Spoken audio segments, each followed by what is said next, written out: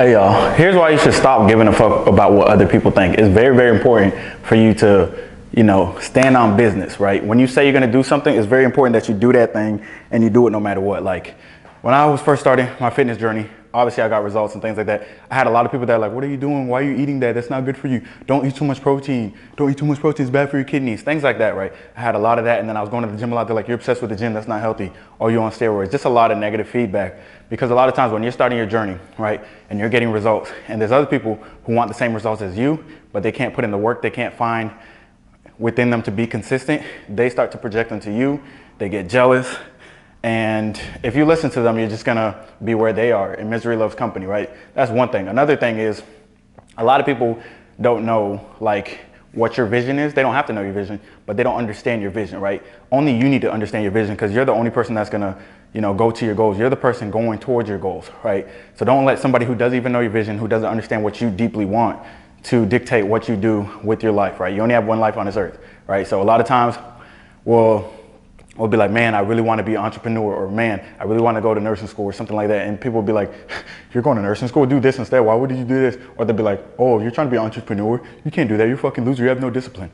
Shit like that. People really say that shit. People have really said that shit, right? And I remember when I was first posting on social media, like to this day, I've influenced so many people on social media positively when it comes to fitness, right? Like getting results or being inspired to start their journey in general. I get DMs every day, and that shit makes me happy, because seriously, like when someone sends a DM like, dude, you changed my life, my view on nutrition, or someone else would be like, hey man, I copied your nutrition that you posted the other day and I lost 25 pounds for the last, I've been doing it for the past 2 months, I lost 25 pounds, shit like that. That's the shit that makes me happy. People saying I lost 50 pounds following your advice, been following you for years, I lost 75 pounds.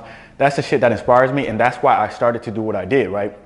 Now, when I was posting on social media, people were like, dude, that's super cringe, stop doing that. Or they would like laugh at you, make fun of you, and be like, what the fuck, what are you doing? Why are you posting on social media? Shit like that, right? And then when you start to influence people, right? When you start to get a following, when you get posted on the Shade Room or different, platforms and shit like that, a bunch of platforms, then people will be like, oh, wow, man, good shit, man. I've been there since day one. And it's like, no, you haven't. You haven't fucking been there since day one, all right? But it just goes to show that if I listen to other people, obviously I wouldn't be able to get to where I am today. I'm not saying I'm at my end goal, but I just like that I've been able to influence people positively. That's always what I've wanted to do. Like if you look at the bio in my YouTube, it hasn't been updated since 2015. That's what I set out to do. 2016? 2017. It hasn't been updated since 2017 when I first made the page. When I made the page, I had a vision. I just didn't know how to put it together until 10 years later, right? 7 years later, until 7 years later, I didn't know how to put it together. But when I wrote down that, that bio, that I wanted to influence people without negative stereotypes of fitness, make fitness fun and sustainable without the steroid use, drug use, and all that bullshit.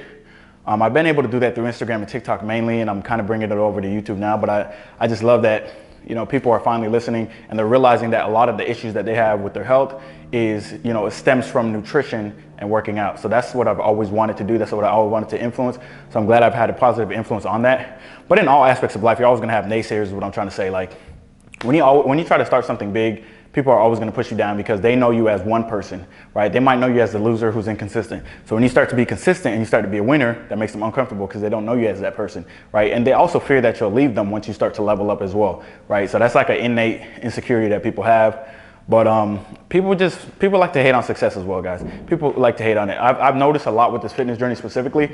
Like I know they say it's body game and shit like that, but with body game, people get jealous of you because they know that you have, right? They get envious and jealous because they know that you have the consistency, the discipline that they've always wanted to get to their goal. So then of course they're gonna be like, man, it's just genetics, it's just steroids, fuck you. And all these negative comments. I get that shit every day. Every day on TikTok, you can follow me on TikTok. I go live every day. I get negative hate on TikTok every single day, right? I get negative DMs on Instagram every single day. Negative naysayers on my shorts, on some YouTube videos as well. But you gotta realize that the only reason they're being negative is because they either want your goals or they hate seeing other people succeed. Either way, that's not going to benefit you to go down to that level and interact with them. Because remember, hate comes from below. Negativity comes from below. If someone's winning and you're winning, they'll be like, okay, we're cool. You feel me? We're both chilling, right? Unless your trajectory is going to surpass the person above you. But anyways, I just wanted to let you guys know, like a lot of people start Instagram pages because they want to be an influencer, or a lot of people start working out because they want to reach their goals, and the people around them will be like, don't do that. What the fuck are you doing? You know, those people are miserable and they're giving you advice. Why the fuck would you listen to them, right? So you need to listen to people who are at where you want to be. You need to follow people who are at where you want to be. Because I remember back in the day, I was looking around, I was like, yo, I'm doing weird shit. Like I'm working as a nurse, I'm posting on Instagram, I'm working out. I want to be like a, you know, I'm modeling for some companies, but I want to be like a fitness trainer model / nurse. Like what kind of shit is that? And then I saw on YouTube Jeff Logs, and he was like, yeah, I'm doing all these 3 things. I'm an entrepreneur, I'm a business. He was doing a lot of shit, man. It was dope as fuck because I saw him successful, and that's the first time I opened up my eyes and I was like, oh wow, it is possible, right? So a lot of times we need to get away from our surroundings to realize that what we want is possible, but we also need to see someone else do it to give us that motivation. Now, there are people out there that create their own path, right? There's always gonna be that in every generation, but that is way harder than seeing someone else do that path. So if there's a goal you want, if you want to be a Twitch streamer or some shit like that, follow Twitch streamers, right? And actually post every fucking day, and you will be a Twitch streamer. But you have to do it every day, and you have to really love it, you know what I mean? So there's just a lot of naysayers out there, and most of the naysayers, like I said, they're in a miserable position themselves, which is why they are even naysaying in the first place. So you can't give a fuck what they think. Because look, if someone, just think about this. If someone is like, oh wow, you're a loser, what the fuck? You're on steroids, you look like shit. If they say all that stuff, it can only affect you if you accept that as reality. But when you know who you are, it's like, okay, I'm not on steroids.